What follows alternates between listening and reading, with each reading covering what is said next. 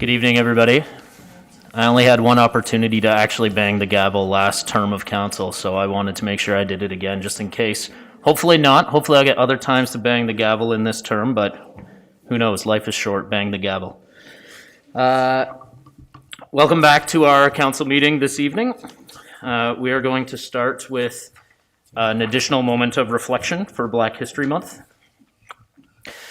Black History Month has been recognized in Canada since 1978, when advocates from the Ontario Black History Society emphasized the importance of this celebration for Canadians of all races.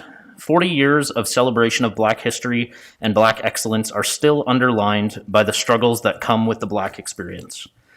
Black communities are still underrepresented in workplaces and decision-making structures, more negatively affected in health outcomes, lacking appropriate ongoing investments for entrepreneurs, and more. In communities across Canada and locally, we have also seen that racialized individuals face extreme backlash when they speak out against injustices. We all have a role in creating a city that brings an end to racial discrimination and to build a more inclusive community. This starts with the basics of how we relate to each other as humans.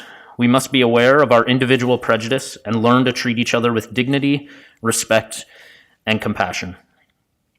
Learning about the experiences of others is an essential part of understanding how we can effectively join in the fight against all forms of racism and discrimination, including anti-Black racism. Throughout February, we encourage you to support local Black-owned businesses, read the work of Black writers, and connect with your community at one of the many events being hosted by local organizations. As a council, we reaffirm our commitment to addressing anti-Black racism and rededicate ourselves to making the City of Waterloo a place where the contributions of Black community members are recognized and celebrated.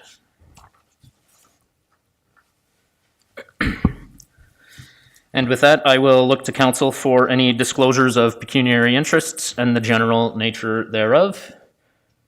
Seeing none, we will move on. We have a staff report on a heritage permit application at 23 William Street East, the regional pumping station lands.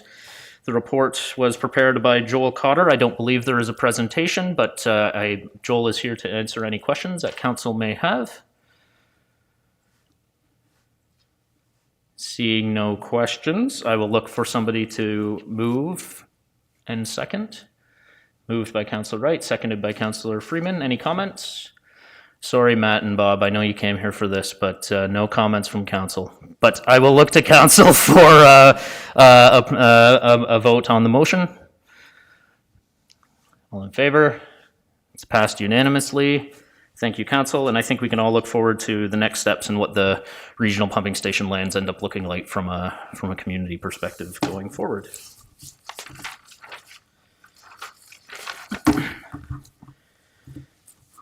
We now have public meetings. We will start with an informal public meeting. This is an informal public meeting to consider item 10A, official plan amendment number 46 and zoning bylaw amendment Z 2217, Qingyan Investments Limited, 309 to 311 Hawthorne Street. There will be no decisions made tonight. Council and the public are seeing this application for the first time. Council is looking for feedback from interested parties with respect to this application. Tonight's comments will be taken into consideration in developing a staff position on this application, and a staff report will be considered by council during a formal public meeting at a future meeting. All property owners within 120 meters of the subject lands and anyone who signs the registry will receive notice of the formal public meeting. Anybody who wants further notice of this application, including the formal public meeting and passage of any bylaw, should sign the appropriate registry located on the desk at the rear of the council chambers. If there is more than one registry, as there is tonight, please make sure you are signing the appropriate one. The planner, Rita Zylock, will now provide a brief overview of the application. Thank you, Rita. Thank you very much. Good evening, Chair Bodley, Mayor McCabe, members of council, members of the public. This is an informal public meeting for 309-311 Hawthorne Street, official plan amendment number 46, and zoning bylaw amendment Z 2217. The applications were submitted by Qingyan Investments, represented here tonight by Marshall Smith of KLM Planning. The subject site is located within the Northdale neighborhood on the west side of Hawthorne Street between Spruce Street and Hazel Street.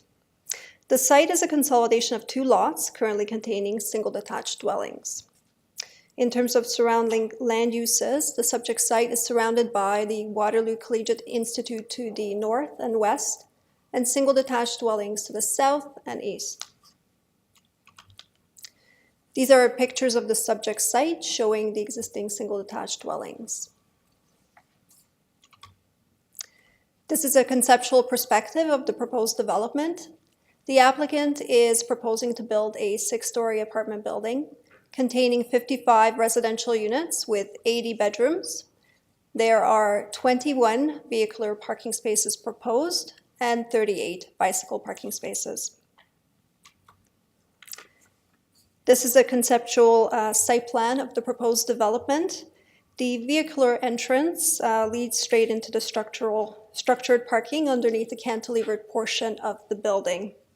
The majority of the parking area, shown in gray on this slide, is located underneath the cantilevered building. The outline of the building above is shown in the blue dashed line here.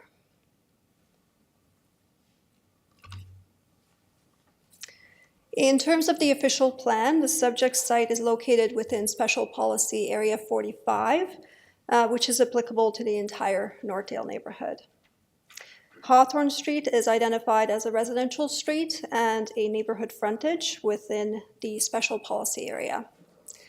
The subject site is also designated low-density residential, Northdale, which allows for apartment buildings, a maximum density of 150 beds per hectare, and a maximum height of 6 stories.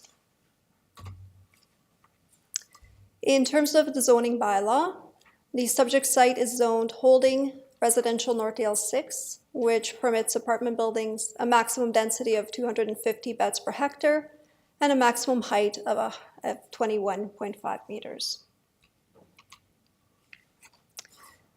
The applicant is requesting an official plan amendment to create a specific provision area, or SPA, to increase the density on the site to 535 bedrooms per hectare, whereas the existing permissions are for 250 beds per hectare. The applicant is also requesting a zoning bylaw amendment to include site-specific provisions within the existing zone on the site. The site-specific provisions are being requested for increased density, again to reach the 535 beds per hectare mark. Permissions to allow structured parking to be located along Hawthorne Street, whereas structured parking is required to be located behind building floor area. Reduction in the minimum amenity area is also being requested, and permissions to allow 1 first-story entrance along Hawthorne Street, whereas the bylaw requires 2 first-story entrances. These are the reports and plans submitted by the applicant. All of this information is available on the city's website on our zone change applications webpage. City staff is currently reviewing the submitted information. In terms of next steps, staff will review all of the submitted information. Staff will assess whether the requested official plan amendment and zoning bylaw amendment constitute good planning. Staff will consider any feedback received from the public, commenting agencies, fellow city staff, and of course any feedback received from council. Then staff will prepare a report with recommendations to council and will hold a formal public meeting, at which point council will make the final determination on the requested official plan amendment and zoning bylaw amendment. That concludes my presentation. If there are any questions, I'm happy to answer them. That's great. Thank you, Rita. I will look to council. Does any councillor have any questions for staff? Please remember, this is an informal public meeting and only questions of clarification may be asked. Council members should not express opinions at this point. Councillor Rowe. Through you, Chair. Thank you so much, Rita. I just have a few questions. I just wanted to confirm that the 80 bedrooms include single bedroom, 2 bedroom, and 3-bedroom units. Through you, Chair Bodley to Councillor Rowe. That is correct. There are 35 one-bedroom units, 15 two-bedroom units, and 5 three-bedroom units shown on the plans. Thank you. Yeah. Does this development address affordable housing units? Is there anything in the plans for that? Through you, Chair Bodley to Councillor Rowe. I am not aware of any affordable housing units that are being proposed. Maybe it's a question for the applicant as well, but I'm not aware of any. Thank you. I also wanted to ask if you could expand on the one entrance in terms of the bylaw and sort of what the bylaw requirement is and why, and then what that would mean for this development. Certainly, through you, Chair Bodley to Councillor Rowe. The reason that the bylaw requires multiple entrances along the frontage, it's basically one per every 15 meters, is to essentially address the street, have the building address the street, have there be eyes on the street, and also just presence on the street. So when we're talking about entrances, it's building entrances, obviously not driveways. In this case, there's 1 and 2 would be required. Perhaps if the applicant planted the building down and had floor area in front of the structured parking, that could be achieved. Thank you. And also just one more question. Are all of the units rental, or is there any word on them being condominiums? Through you, Chair Bodley to Councillor Rowe. I actually don't know the answer to that question. That's perhaps another question for the applicant. Thank you. Yeah. Thank you, Councillor Rowe. Any other questions? Councillor Freeman. Through Chair Bodley. So I'm trying to understand where this fits into the whole Section 37. So is the Section 37 gone by the wayside now? Through you, Chair Bodley to Councillor Freeman, yes, we don't have any more Section 37 permissions that we could use through, or not we, the applicant can't use those permissions in the official plan anymore that have been revoked by the province. So previously, as you may recall, applicants could request Section 37 bonusing agreements, exchange for community benefits and request additional density up to 600 beds per hectare on a low density site in Northdale, and that's no longer available. So how do we address the uplift that's being asked by this applicant? That is a very good question. Through you, Councillor Bodley, to Councillor Freeman. Essentially, it's based on whether the requested amendments constitute good planning and whether the building is a good fit within the context.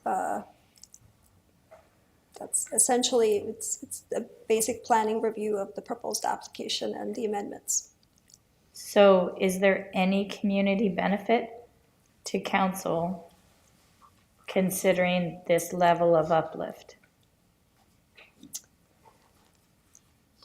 I might know the answer to the question, but I'd rather get it in the record. Okay. Through you, Chair Bodley to Councillor Freeman, there's no uplift value that council can request for this. To the increased community. density. To the community, that's right. Okay. Thank you. Thank you, Councillor Freeman. Any other questions? Back to Councillor Rowe. Through you, Chair. One more question, Rita, I forgot to ask before, and I just wanted to have you speak to the reduced amenity space for the bedrooms from 3, I understand, from 3 square meters to 2, and is that something that has been seen at other developments? I'm just curious about that. Sure. Through you, Chair Bodley to Councillor Rowe. I'm not aware of any amenity space reductions for any other development that I can think of. Excellent. Looking to council to see if there are any questions for the planner at this time. Seeing none, thank you, Rita. I will now ask any registered delegations to come forward, and we have one registered delegate, Marshall Smith, associate with KLM Planning Partners, Inc. I'll ask you to come to the podium, and you have 10 minutes. Thank you. Thank you very much. I'm glad to be here with you this evening. My name is Marshall Smith of KLM Planning Partners. I'm a registered professional planner here on behalf of the owner, Ching Yan Investments Limited. The first thing I guess I'd just like to point out is that these are never small feats making these submissions. A lot of people participate and collaborate to make this happen. We've had a lot of dialogue with the city in the lead up to the submission itself, and I just wanted to acknowledge our collaborating consultancy, Square Group, as the architect. WSP, TY Lin are the engineers working on the file, and MHBC did the landscape architecture. So again, the site is located at 309 to 311 Hawthorne Street in the city of Waterloo. I won't linger on these slides too long, but just again to point out that this is within the Northdale neighborhood, which is permitted to have up to 6 stories in building height based on its exceptionally well-serviced transportation scenario and amenities that are in the community. And it's also within special provision area, if I can get it to click properly. There we go. Special Provision Area 45, which outlines the specific circumstances under which this type of intensification can occur. And a lot of intensification is occurring in the area already, very specifically along King Street, I should say, which is to the east, and University Avenue, which is to the south. The area around Hawthorne today is actually more so characterized by single detached dwellings, and the area is meant to transition into this mid-rise or medium density and high density scenario. So I know this conceptual plan doesn't give us a whole lot of I guess, insight into what the development looks like, so I won't linger on this too long. But again, I'll just point out that it's an official plan amendment application and a zoning bylaw application that we've submitted today.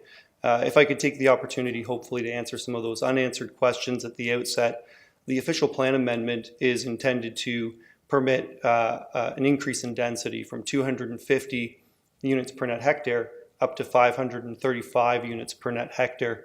Now, previously, what the city would have done would be to capture an uplift value through the Section 37 provisions of the official plan. And that would have taken place outside of an official plan amendment. There's provision to allow for up to 600 units per net hectare within this building form. However, in between the time that pre-consultation took place and the applications were made, the province passed new legislation that introduced the community benefits charges approach, which is meant to replace Section 37. It's not actually meant to take away the opportunity of municipalities to collect a community benefit or finances in lieu of a community benefit. So in this case, the city will collect community benefits charges, and I believe under the Planning Act, they're allowed to collect up to 4% of the land value before the day that a building permit is drawn with all of the permissions in place. So there will be a financial cash in lieu of physical community benefits provided to the municipality. So I just wanted to point that out. The other amendments to the zoning bylaw, I guess that I'll speak to right now, relate to density. So the explanation is not a whole lot different. But what I can say about density is that this is the building form that is otherwise permitted by the official plan and the zoning bylaw. There aren't any amendments that relate to the building form. So this increase in density all happens internal to the building, which I wanted to point out as well. One of the other amendments was the decrease in amenity space. In this case, there's a combination of interior and exterior amenity space on the rooftop. We're still reviewing and discussing this with staff. But part of the reasoning for providing amenity space in this way is that Waterloo Collegiate Institute is immediately abutting the site to the north and to the west, and there are publicly accessible amenities there, such as tennis courts, that would be obviously, and other amenities that would be obviously accessible outside of the operating hours of the school. Those fields are also, as I understand it, able to be used by clubs and non-school related groups in the community. So this is why that reduction was requested.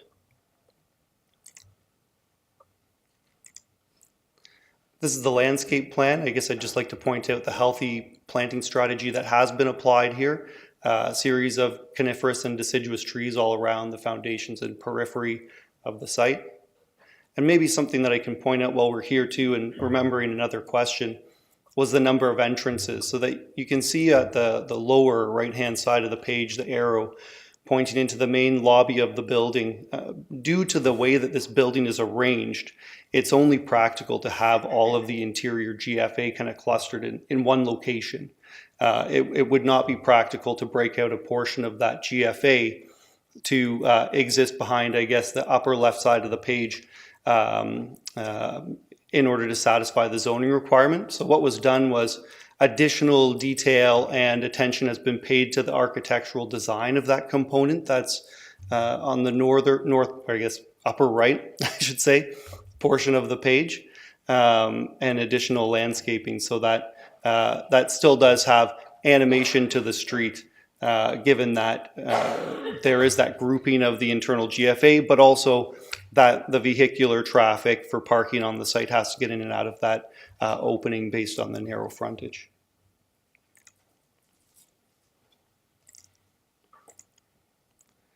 This gives you an idea of the rooftop amenity space that's located atop the building. Again, this is a conceptual plan. We're at the official plan amendment and zoning bylaw amendment stage, but this would be elaborated upon as we proceed into the site plan component of the project.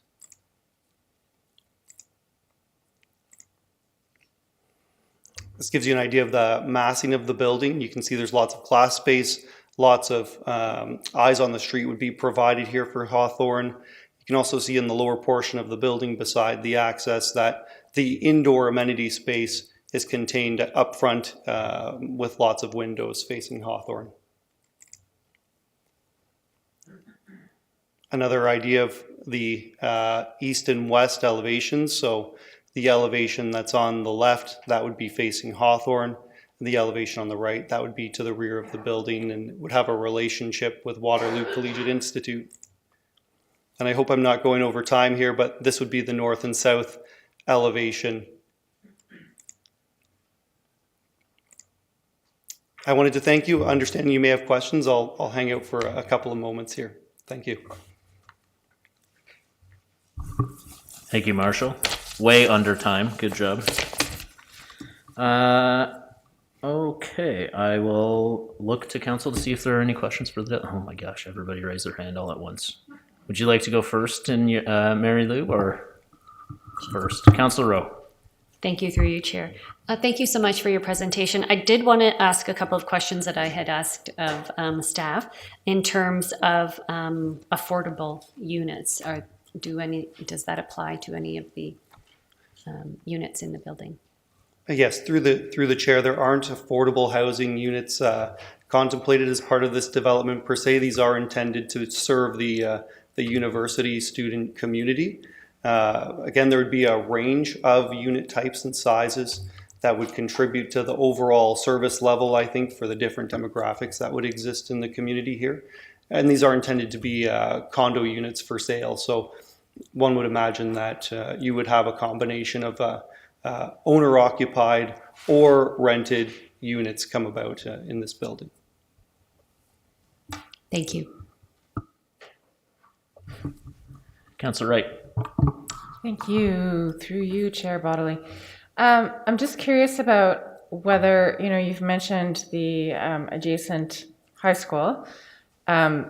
Has your project been in touch at all with the Waterloo Region District School Board to talk about that arrangement?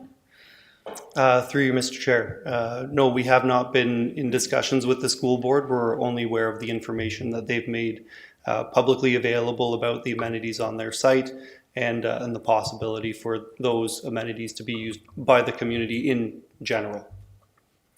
When you say possibility, does that mean in the future context or in the current context? Through you, Mr. Chair, this would be in the context of, for example, if a community football league were to decide that they wanted to utilize the football fields. I understand that the school board is able to make an arrangement with that league to have those types of activities occur outside of school hours. Okay, thank you. Thank you, through you, Chair Wright. Thank you, Councillor Wright. I may, if it's okay, look to Commissioner Dykstra and ask if that's something that we have experienced in the past in partnership with school board, affiliate groups, et cetera, maybe just to get some clarification off of the question from Councillor Wright. Through the chair to the councillor, yes, affiliate groups or groups too can book fields with the school board. They have a booking system, and we have with our uses go directly to them as well. Perfect. Thank you for that clarification. Other questions from council? Councillor Freeman. Through you, Chair Bodley. So if I've done my math right, you're asking for an uplift of 43 additional units versus what would normally be on that site, which would be around 37. Is that correct? I believe it would, Mr. Chair, be correct. Yes, that sounds right to me. And this is math that's based on the number of bedrooms Right. versus, versus Well, that's number how of we units. measure Yes. it. And you want a reduced amenity space. So can you help me to understand the community benefit for 43 extra units? Yes, through you, Mr. Chair. The community benefit, I guess under the previous Section 37 regime, there would be a physical or actual community benefits or cash in lieu provided to the municipality when there is an uplift such as this. Under the new community benefits charges bylaw structure, the city would automatically charge a 4% equivalent value or request negotiation of actual community benefits with the applicant in order to satisfy the same intention. So in this case, this site would be subject to the 4% cash in lieu payment to the city of Waterloo, and the city of Waterloo would be able to utilize those funds for a specific range of potential matters that would benefit the community. So in the past, some of the community benefits that were negotiated in addition to cash in lieu included things like urban design. So I was looking at your building. I don't see an urban design report. The building looks quite utilitarian, and we do have a lot of urban design guidelines in the city of Waterloo. So maybe you can help me to understand how this meets with our urban design guidelines. Yes, through you, Mr. Chair, the guidelines have been considered as part of this application. This design at this point in time is a conceptual design that will be elaborated through the site plan application that will be submitted in the future. And we understand a full urban design brief will be part of that submission. And I believe it's also going to be beneficial at that time to have some more elaborated upon graphics so that we can relay the design intention here as well, as it is intended to comply with the City of Waterloo's urban design guidelines. So we can anticipate a lot more articulation into your facades. Yes, through you, Mr. Chair, there will be more detail put into this, and I think definitely more design attention paid in order to articulate what's being proposed here.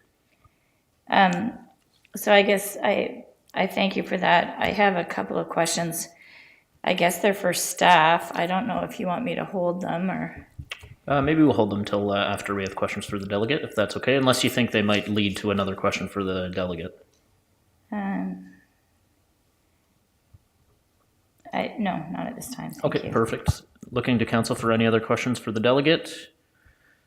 Nobody? I may myself have a question here. So I think I heard you mention this, but I just wanted to get some clarification if I could, that the intention for these units is that they will be marketed to students. Is that correct? That is correct. Okay, thank you. And then I just noticed a discrepancy between the staff report and your report with respect to the amount of parking spaces. So I wanted to highlight that and then ask a question. So staff's presentation suggested 21 parking spaces and 38 bike parking spaces, whereas your presentation showed 22 and 30.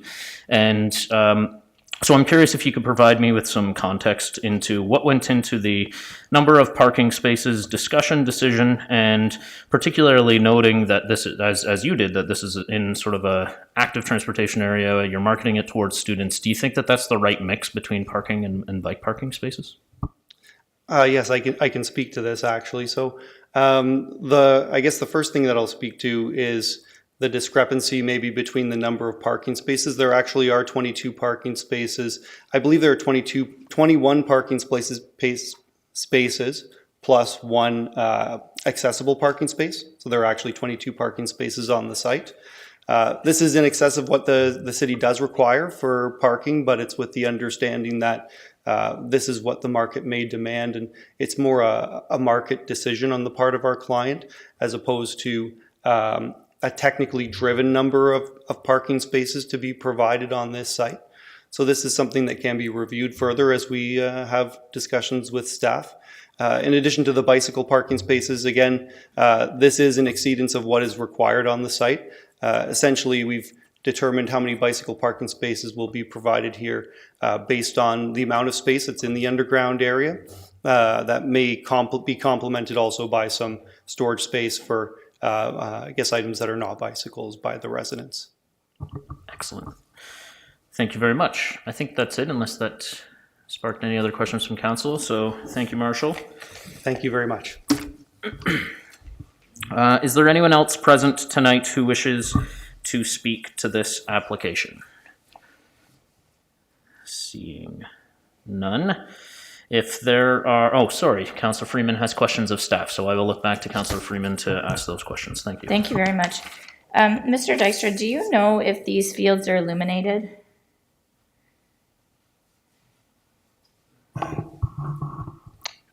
Through the chair to the councillor, not 100% sure on that. I guess the potential exists that they might be someday. So I just was hoping that staff could give consideration to potential requirements for warning clauses associated with illumination and noise. And any other warning clauses that we would typically use for residential units that back directly onto active sports fields.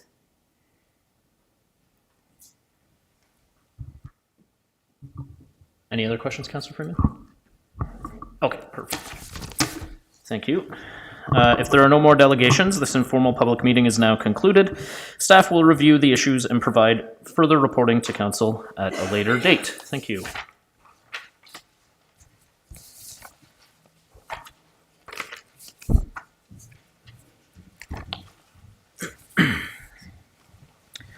Moving on, we have a formal public meeting. This is a formal public meeting to consider item 11B, zoning bylaw amendment Z 2216, Columbia Hemlock Holdings, Inc., 85 to 89 Columbia Street West and 300 Hemlock Street. Any persons who want further notice of this application, including the passage of any bylaw, should sign the appropriate register in the binder located on the desk at the rear of the council chambers.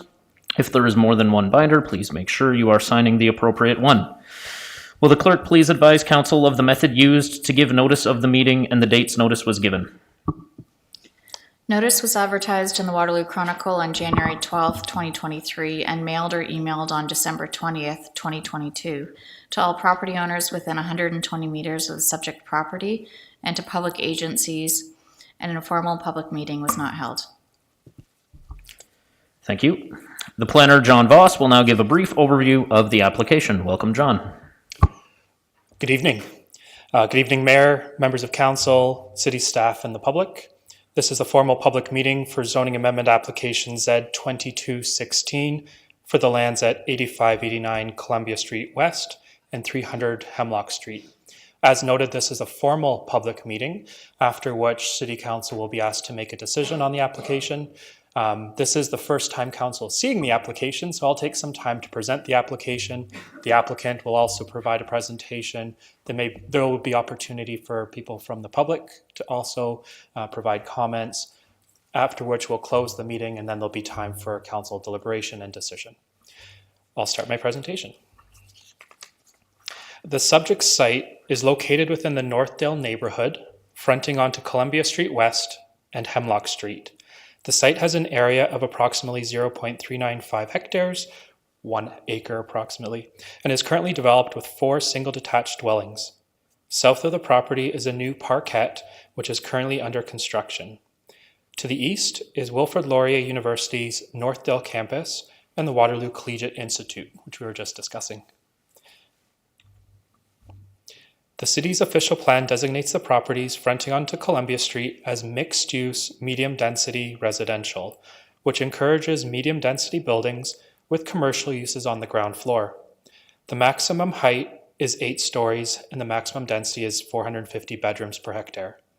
The property fronting on Hemlock Street is designated low-density residential Northdale, which contemplates 6-story apartment buildings with a density of 250 bedrooms per hectare.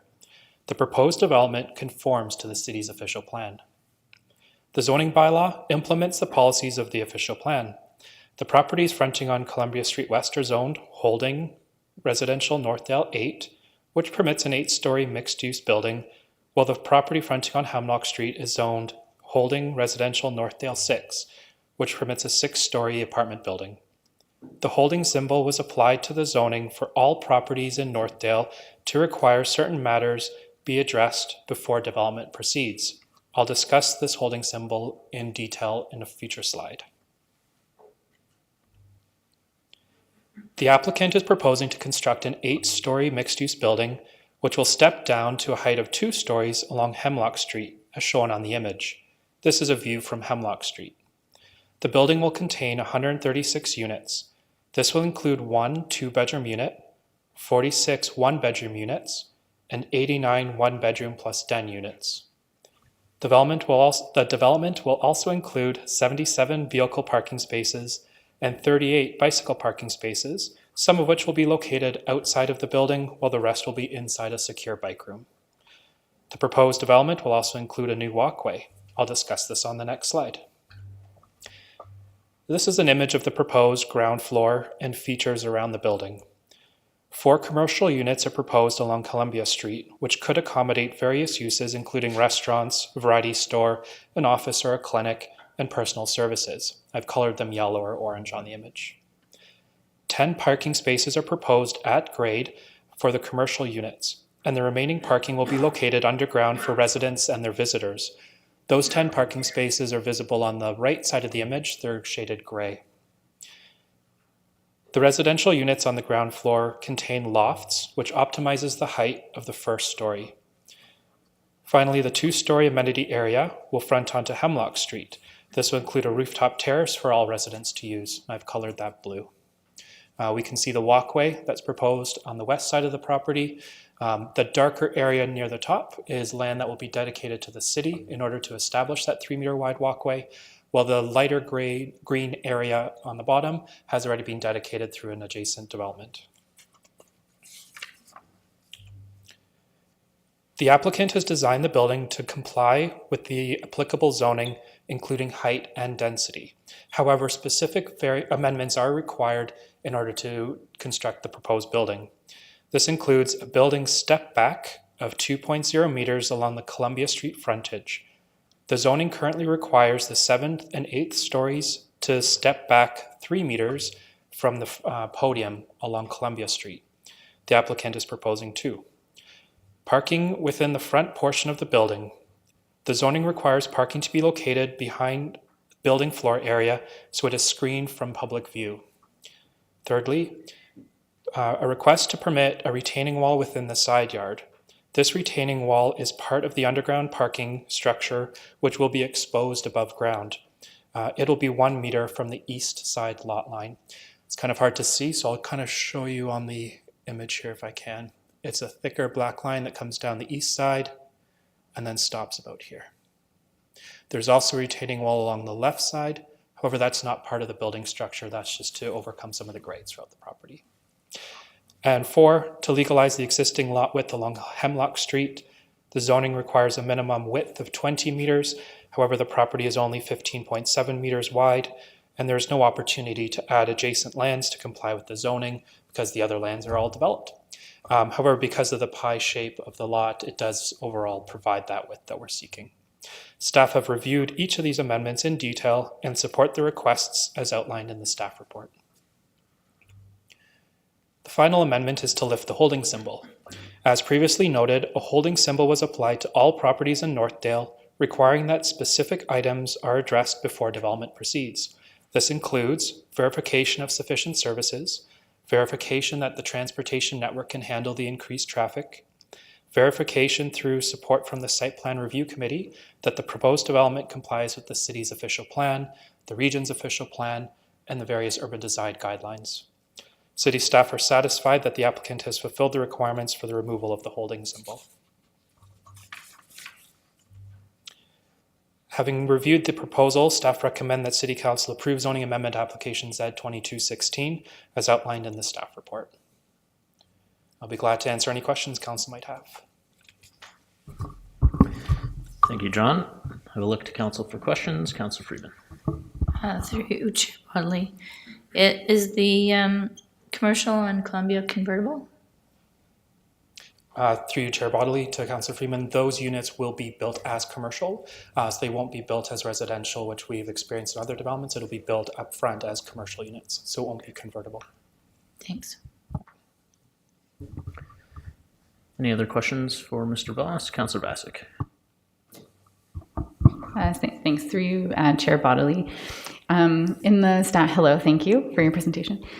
In the staff report, I didn't quite get as good of a sense of all the things that are going on urban design-wise because it was in black and white. There's a lot going on. Can you just speak a little bit more to how that fits with the urban design guidelines, or is it a bit busy and chaotic, possibly? Through you, Chair Bodley, to Councillor Bassick.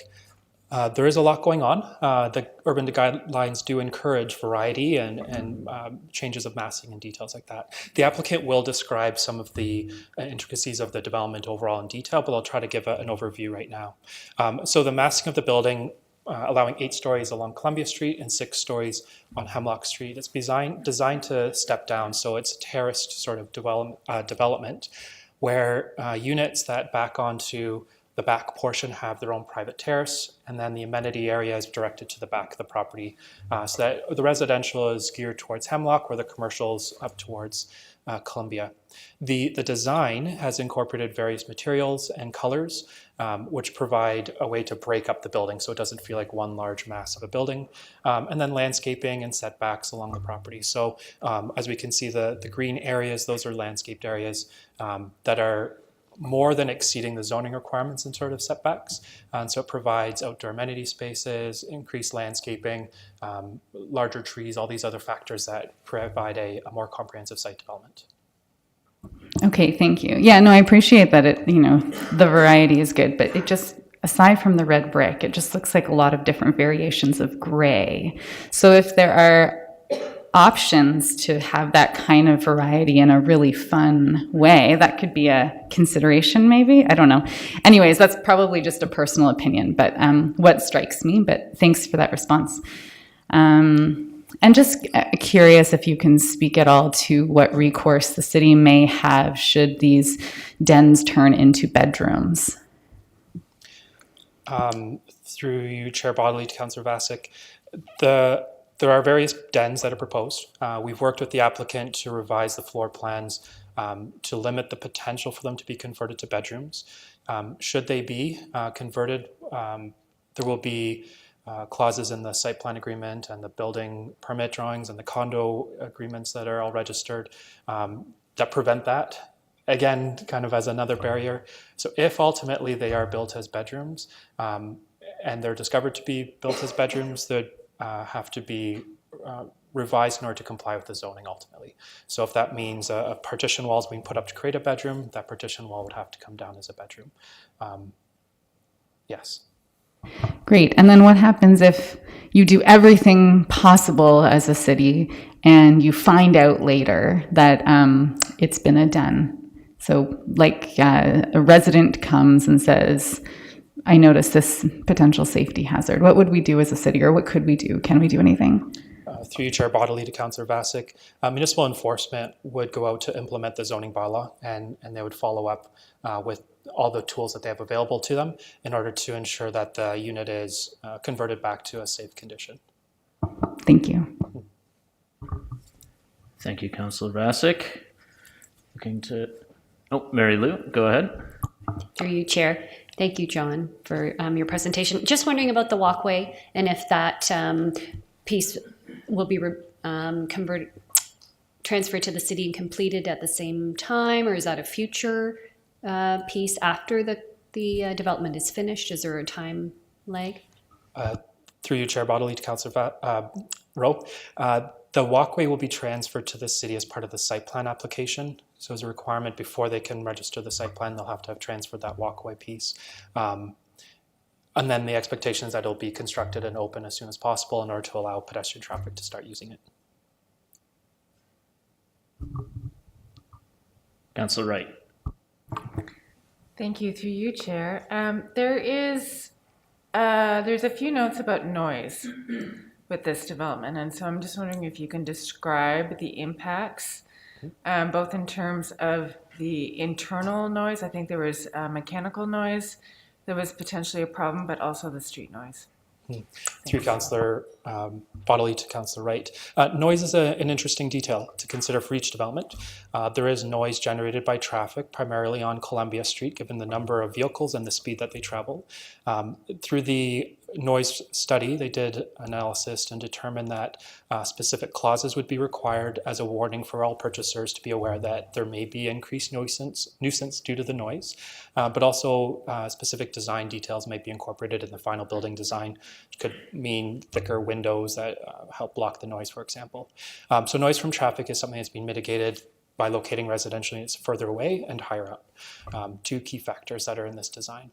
The other piece of noise is stationary noise. That's something that there was an initial review, but a further analysis will be conducted once the final building designs are determined in order to make sure that the mechanical equipment, the HVAC units on the roof, for example, do not produce so much noise that they disrupt residents in the building and also produce noise to residents living around the property. So that stationary review will happen as part of the condo application. It's being deferred to that stage. But there's an encouragement with the applicant to make sure that that's done as part of the building stage if possible, to make sure they don't have to go and retrofit what they've just built.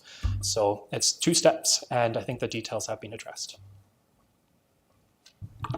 And then you just mentioned the condo application. So is it meant to be a condo building and not a purpose-built rental? Through Councillor Bodley to Councillor Wright, that is the expectation. It will be registered as a condominium. Thank you. Any other questions from council? Mayor McCabe.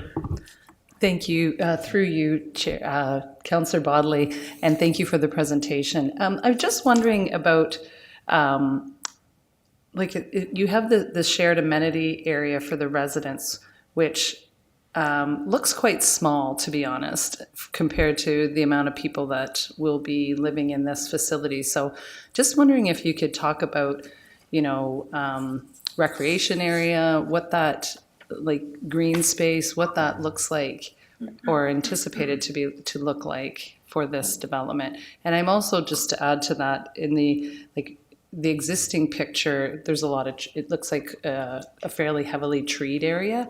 It's always, no one likes to take down healthy trees. So just wondered about whether or not there's an opportunity to have trees of similar type trees replanted somewhere to compensate for that. That looks like a fairly heavily wooded area.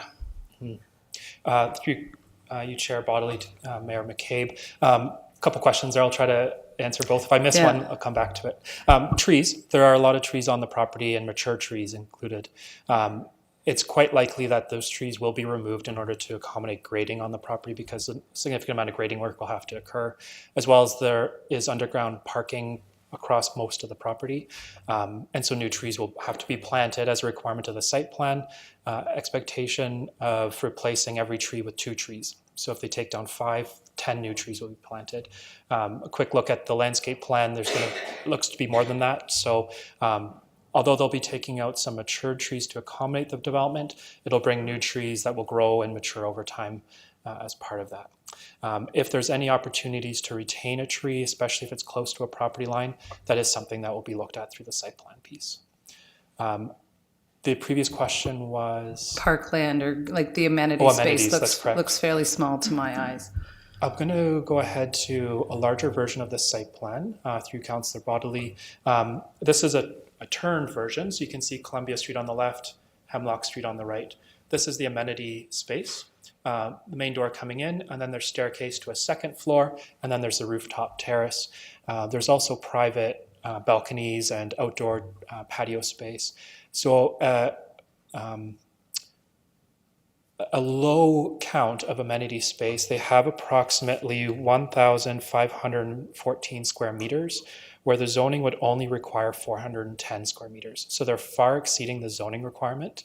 And it's by providing the ground floor, second level, and rooftop amenity space within this portion of the building, as well as all the private terraces on the rooftops, private ground level patios, and public or shared patio levels on the ground. There's picnic tables that we can see down in this area, seating areas. So they've incorporated a wide variety of types of amenity and seasonal amenity. So it's not just dependent on a rooftop terrace, it's also including indoor amenity spaces. So overall, they far exceed the zoning. And through site plan, we can analyze how those spaces are actually functioning to make sure they're as effective as possible. Thanks for that information. And what about like just green space? Through Councillor Bodley to Mayor McCabe, the property is generally exceeding the setback requirements, and those setbacks are generally what creates the green space around a building. So for example, in that area I was pointing with the picnic tables, it's a significant green space compared to many other developments in Northdale. So this will be one of the enhancements that this building will have. There is a slight reduction along the east side, but the top of this image, because of the parking and the retaining wall and structures along there.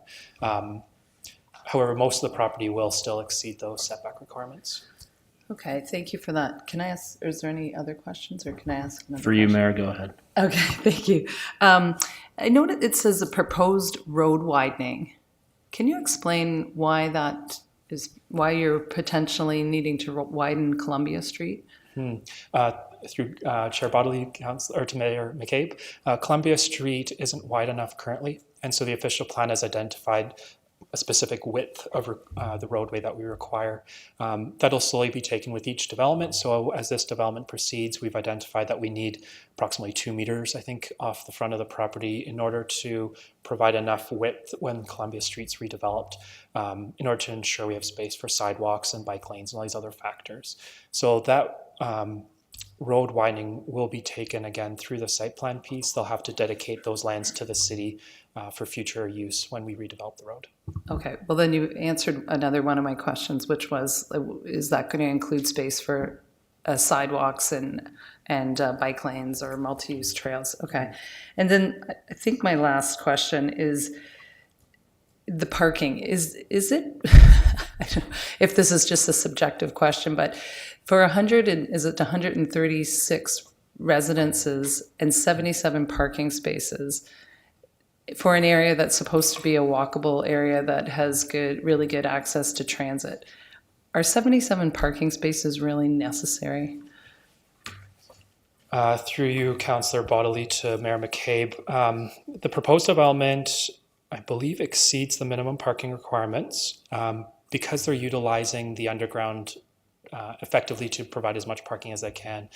There is a demand for on-street parking experienced in Northdale right now, which we can't accommodate. And so if we can provide some off-site parking for the residents, that will help to alleviate some of the extra parking demands on the on-street parking. In the zoning bylaw, we have a minimum parking rate, but we don't have a maximum. So if they propose to exceed that, then they are permitted to do so. There can be some accommodations for bike storage down in the main level or the basement level, and some storage lockers and other features, but given the size of the foundation for the building, that's how many parking spaces they're accommodating within that space. Okay, fair enough, but I guess I just, we're trying to move towards walkable communities and the idea that people will need fewer vehicles, right? And this strikes me as an area that's like a really prime area to say, do we really need that many parking spots for a community like this?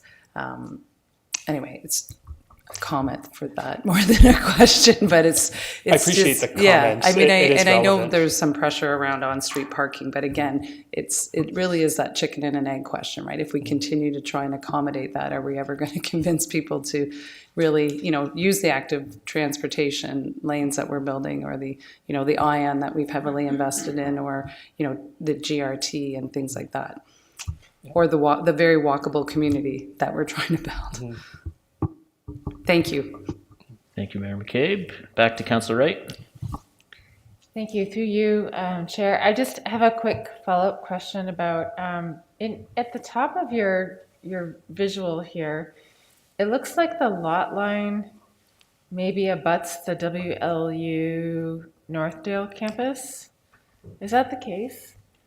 Because there's like a community garden there, and I'm just wondering if there's any planned access to that lot at all, or if that's has not been a consideration. I'm just thinking about the green space and amenities in general, and what the support is for those. I mean, we see the Hemlock Park at the bottom. We've already heard from the previous proposal this afternoon about a kind of implied dependency on the WCI schoolyards. It's just sort of, a lot of new burden on existing public spaces, but I'm also curious about the access points to those spaces. Through Councillor Bodley to Councillor Wright, there is no direct connection proposed in that space. All the pedestrian traffic is directed out to Hemlock Street or up to Columbia. There is no pedestrian connection to the WLU Northdale campus. Those community gardens are there today, but there's no expectation they'll be there in the long term. So there's no real plan to connect them. An informal path may create as people start to benefit from using the gardens, but it's not being proposed as part of the plan. We can also explore that through the site plan to see is it necessary to add a path there. Good. Any other questions, Council? If not, I may have a question there, Mr. Voss. Could you go back or forward maybe 2 slides, I believe, to the site plan again? That will. Want the colored one? Yeah, that one looks good. Yes, actually, that's perfect. So I'm just going to speak to, Mayor McCabe addressed this a little bit, but I'm going to speak to one of my pet peeves driving this road with some frequency, and I'm sure it's a major pet peeve for folks who cycle this road with some frequency, is the amount of cars that Ubers, delivery drivers, etc., that park and throw their 4-ways on in the middle of what is like, an exceptionally busy major arterial road in our city that they should not be doing. And perhaps this will be addressed over time when we eventually build out, separated bike lanes that sort of discourage that from happening. But I wonder in the interim, I see that there's a loading area noted here, but I wonder what is going to, in practice on the ground, what is going to be done to discourage blocking the cycling lanes? Couple thoughts on that. Firstly, that might be a good question for the applicant to discuss because they're more familiar with how they see the building function. Secondly, there is no drop-off area proposed as part of this development, again, because of the high-speed traffic along Columbia Street. But the goal is to get vehicles onto the property and then contain them there. So an Uber Eats sort of delivery or car share service or these sort of opportunities, there would be space within that commercial parking area where the car could come in, pick up, turn around, and go. There's also Hemlock Street frontage, and so there may be opportunities to direct those sort of quick share or quick service vehicles to pick up off Columbia. Again, it's closer to the residential units anyways, so that might be the benefit. But I think that might be a good question for the applicant. Excellent. Thank you, Mr. Voss. I will either ask that or maybe one of my council colleagues will do so on my behalf. Any questions from council for Mr. Voss? No, thank you. I will now ask any registered delegations to come forward, of which we have 2 presenting at the same time, I believe. We've got Eldon Theodore from MHBC and Susan Connor from Prism Partners. If you could please come to the podium, you already have. And you have 10 minutes. Thank you.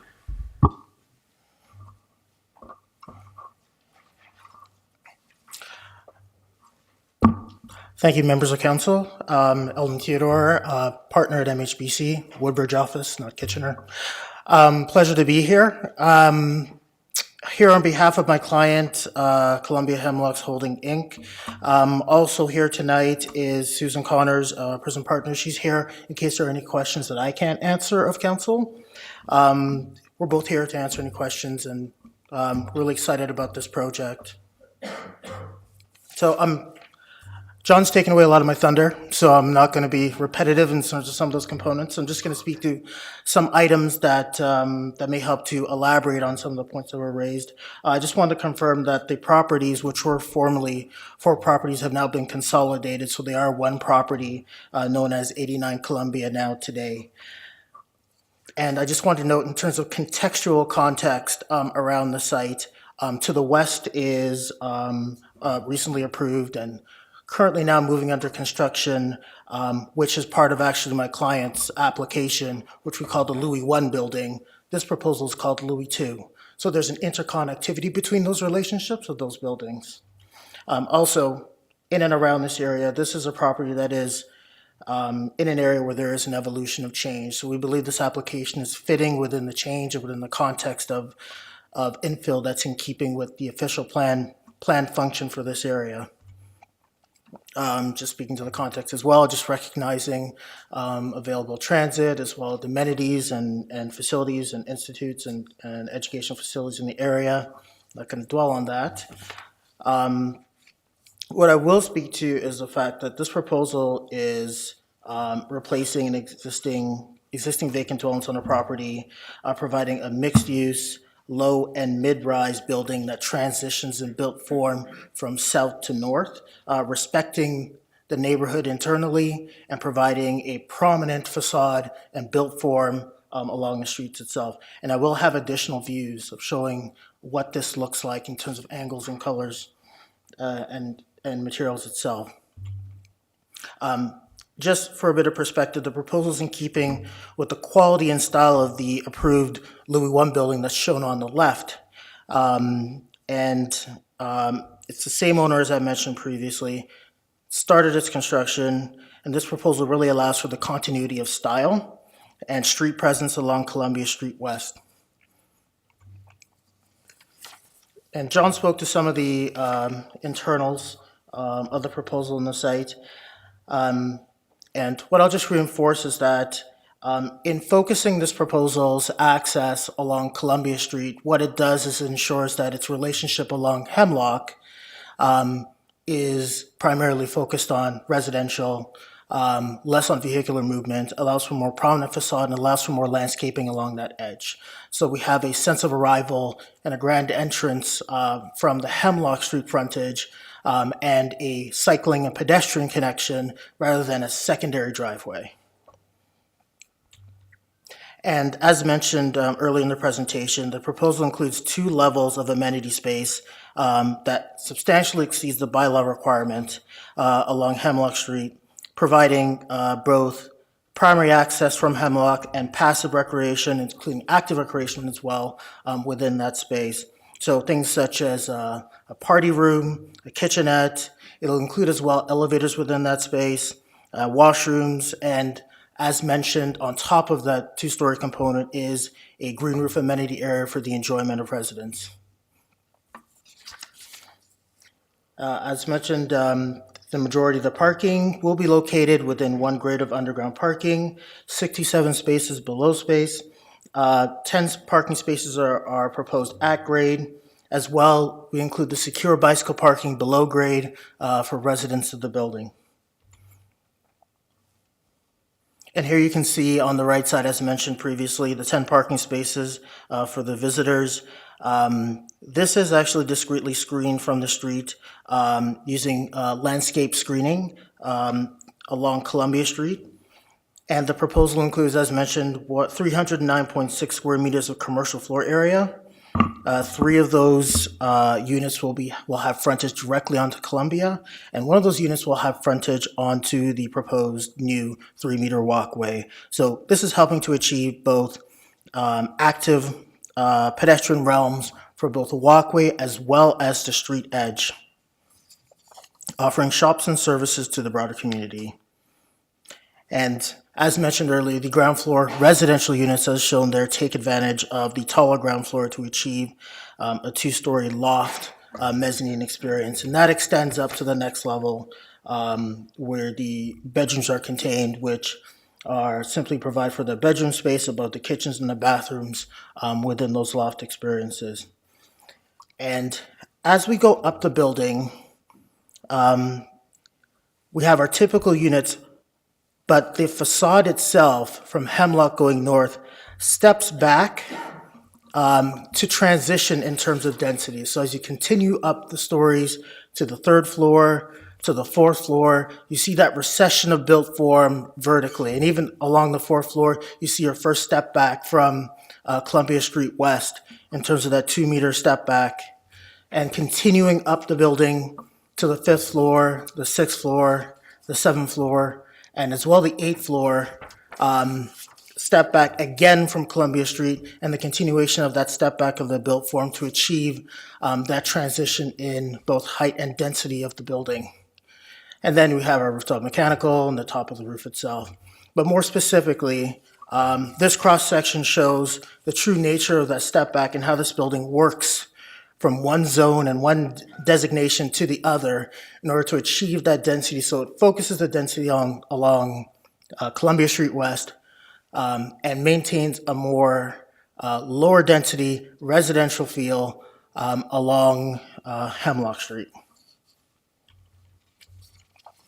And this is here just some of the conceptual renderings showing the breakup, the building massing, using a variety of materials, materials such as cultured stone, brick, using ephes and other high-quality materials to create, and with mixtures of colors to create diversity and interest in keeping with what has been proposed and approved as part of Louis I, and trying to continue that same relationship and using materiality to help break up the height, break up its presence, and establish a base and a taller component, which is in keeping with the design objectives.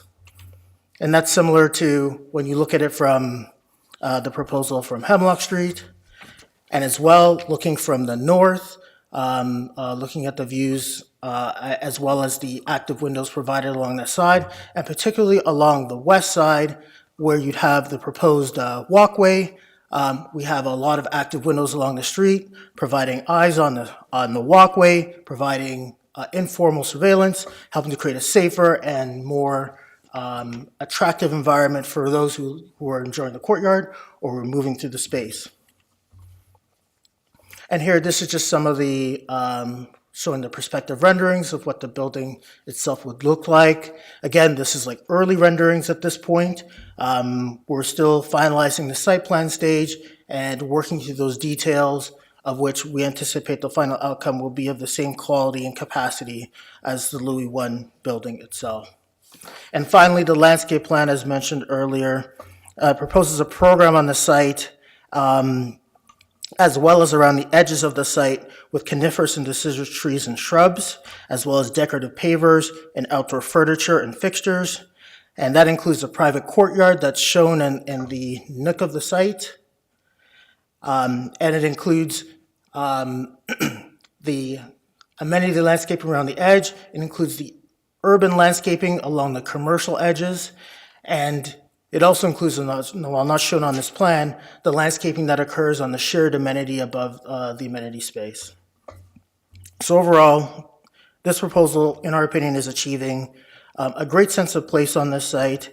It's creating a local identity that's in keeping with the character of the evolution that is occurring along Columbia Street, and particularly within the Northdale neighborhood.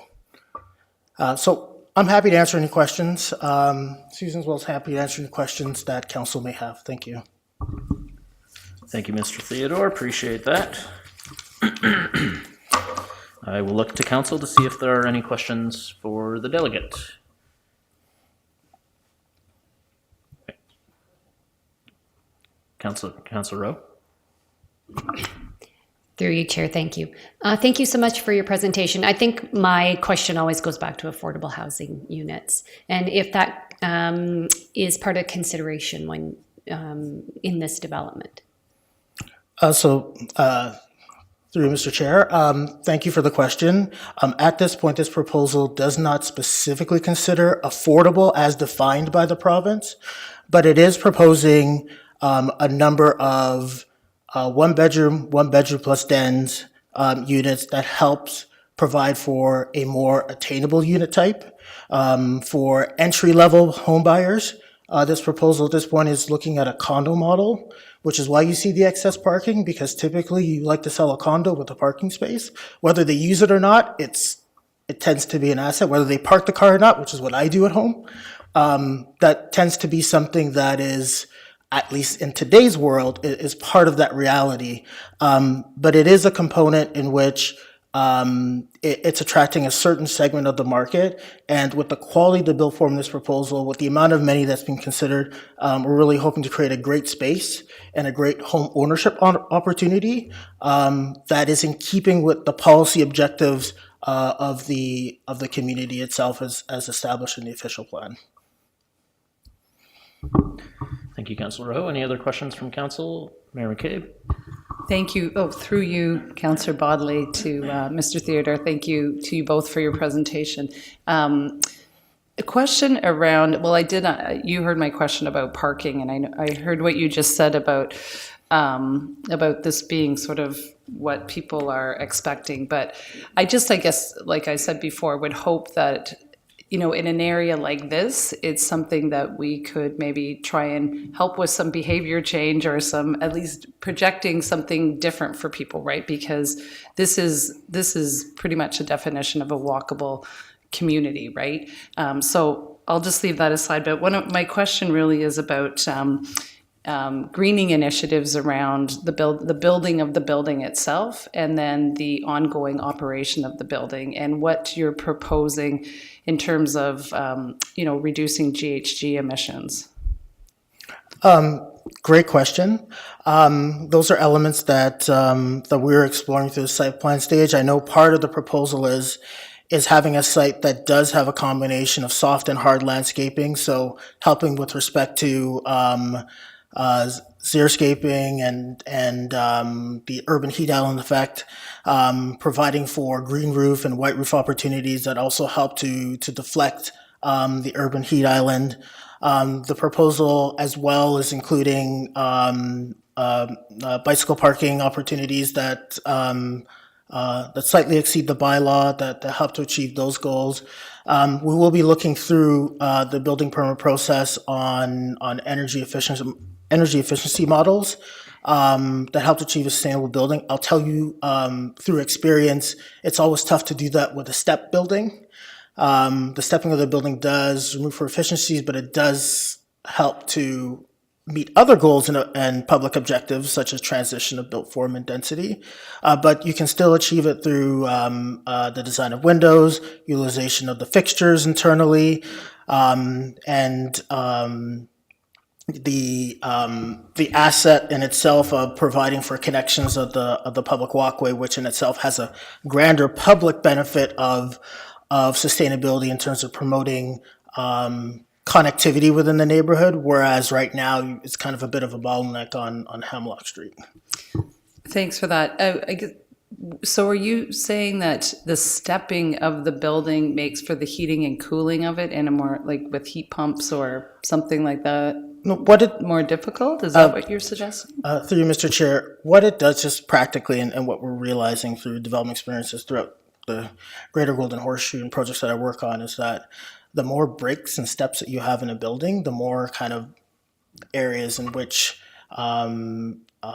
heating and seepage of energy can be released. So it's the reason why a lot of municipalities are moving away from strict angular planes and looking at more step backs that are a little more gentler. They also help with the cost effectiveness of the building. The stepping is always a cost inhibitor, but it's just something to consider. So in recognizing that component, in looking at energy efficiency, we have to look at other models, and it's just something to take into consideration. It's just a fact to consider. Thank you very much.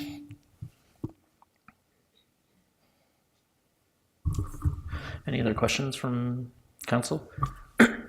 since no one took me up on my offer to ask my question for me, I'll ask. And knowing that you also have the building adjacent to this at Columbia and Albert Street, I'm going to ask the question about what plans, what mitigation measures can we put in place through the building design, through the parking to try and mitigate the number of Uber Eats, skip the dishes, car share, taxis, etc., parking on Columbia Street for a very long period of time? Through you, Mr. Chair, to you. Great question. Had some time to think about that.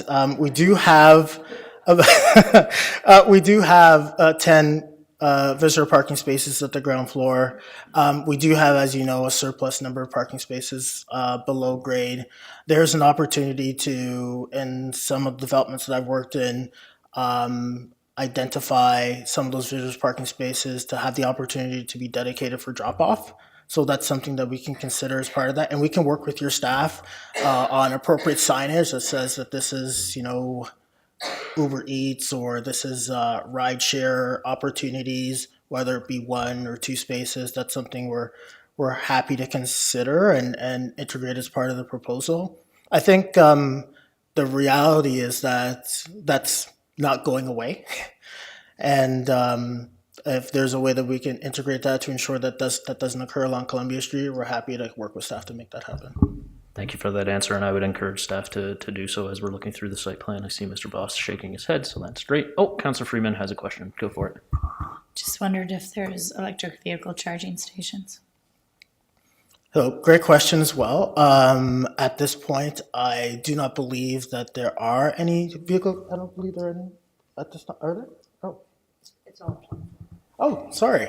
My apologies. Yes, we are seeking electrical parking spaces as part of the design of the building.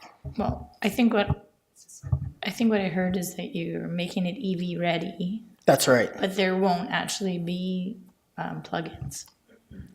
Yeah, we would have the fixtures in so they would be compatible. Correct. And I guess it's a question to staff to be starting to think about whether or not, like, as we're starting to look at sustainability goals and we're redoing our urban design guidelines, whether it's time to start making that a requirement. I mean, as we recognize that the province and the feds are moving to requirements for electric vehicles, I'm just wondering whether we're getting behind the times, notwithstanding the fact that you've got it, you're EV ready if you want to pull the wires and put the plugs in place. It's just a question, not necessarily just with this development.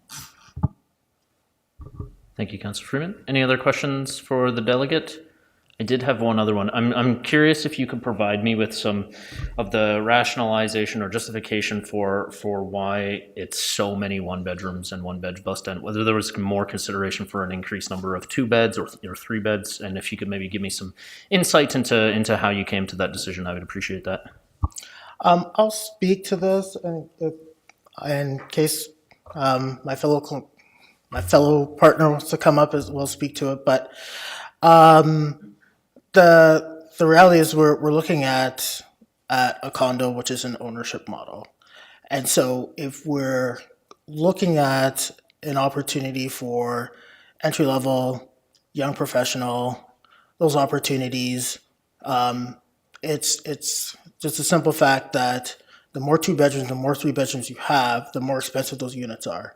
And it's so focusing on a greater percentage of 1 bedroom plus den, and particularly the plus den providing for the live-work opportunity, particularly in a post-COVID world where a lot of people now work from home at least 2 or 3 days of the week, providing units with that sufficient space and providing for that professional or that young couple to be able to have that opportunity internally within a building. That is the model that my client is following as a successful model in providing housing within the city. Excellent. Thank you, Mr. Theodore. Councillor Wright? Thank you. Through you, Chair Bodley. And are you expecting it to hit the market in the same sort of price range as the Louis? I'm going to turn the floor. Thanks. Good evening. Thank you, through the chair. The actual marketing study and feasibility for this particular project, which is Louis 2, is just about to get underway. So we went through all of that for Louis 1. Louis 1 has met all of its pre-sale requirements. And of course, those prices are well known. They're in the public domain. But for this particular project, that has not been done yet.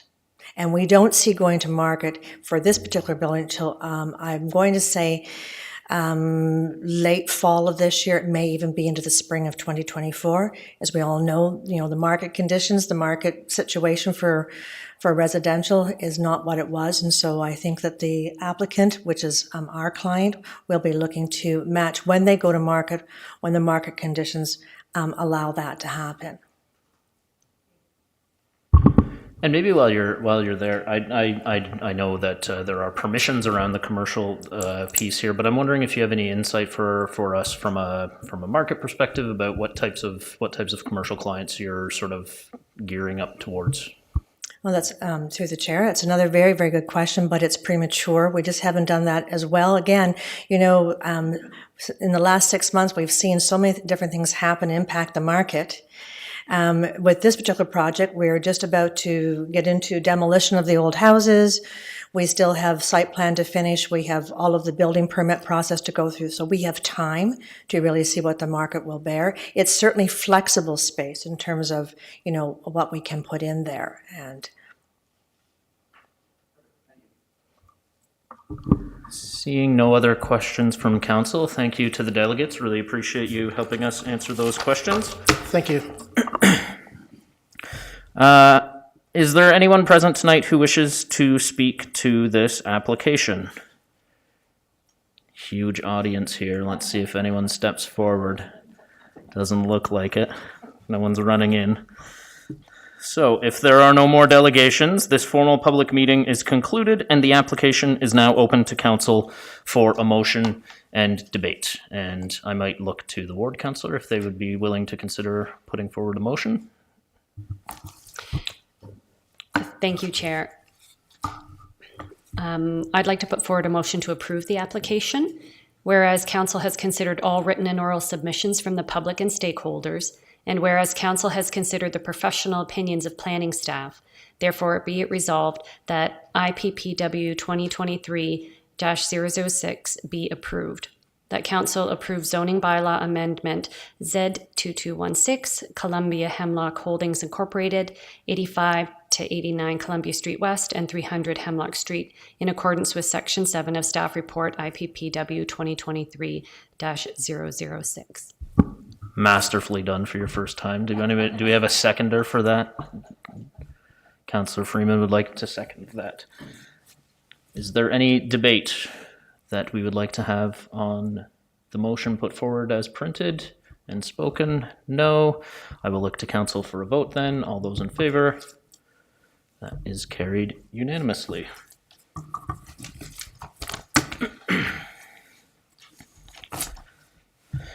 So we move on in our agenda. Consideration of notice of motion given at previous meeting. There are none. Notice of motion, there is none. Communications and correspondence, none. Unfinished business, none. Are there any questions, council, for staff? Seeing none. New business. Councillor Vasic always has new business. Yes. Let's hear it. It's the same business everyone probably has, which is Waterloo. Oh, wait. Was did I miss the meeting? Did we already talk about that? Right. Well, that's okay. It was excellent. I just forgot that there was a meeting last week that I missed. Excellent. Very glad to see it. That's, and you're right, Councillor Bodley. The Lincoln Heights neighborhood, the Rosalie Park group, were featured on CTV News for their hard work, as well as I think some other Franks, but they got a special segment, I think it's 6 p.m., for all the hard work that they do in Rosalie Park, which is a beloved park in the ward. And someone was skating on it who seems to have some real skills skating, and she spoke to thank all of the neighbors. So a big thank you to everybody who makes that happen, which happens at night, as we know. And it's a labor of love in the freeze and thaw. Thank you, Councillor Vasic. Anybody else have any new business? I will highlight that the Laurelwood Neighborhood Association hosted a really great event on the weekend as well, too. Skating event. There was pizza, Dobrodnik's Donuts, which I'd never had before, but are like delicious. And lots of people showed up. There was a nice little fire pit. It was amazing. And the weather cooperated, which was great. My friends at the Vista Hills Neighborhood Association are hosting a similar event this Saturday. All are welcome, but I'm not so sure the weather is going to cooperate with them, but we'll keep our fingers crossed, I suppose. Moving on to the enactment of bylaws. And do you know who looks like they really want to enact some bylaws today? Councillor Rowe looks like they want to enact some bylaws today. What do you say, Councillor Rowe? Would you like to move the bylaws? Yes? Awesome. Do I have a seconder for the enactment of bylaws? Councillor Freeman, I'll let you second it. All those in favor of enacting some bylaws? That's everybody. Looking for a motion to adjourn. Wow. Mayor McCabe, seconded by Councillor Freeman. All those in favor? That's everybody. And we are adjourned. Thank you.